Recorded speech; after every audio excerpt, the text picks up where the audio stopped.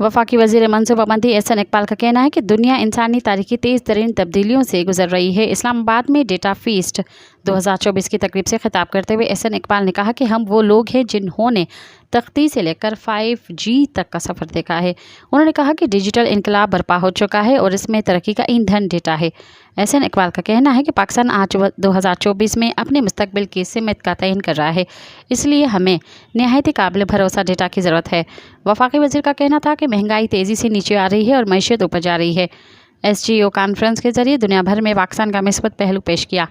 उनका अभी कहना है कि हमें वक्त के साथ साथ खुद को जदीद तकाज़ों के मुताबिक ढालना होगा। मज़ीद ख़बरनि ऐं तफ़सीलात लाइ विज़िट कयो असांजी वेबसाइट www.awamiNewsHD.com ऐं ॾिसंदा रहो अवामी न्यूज़ HD।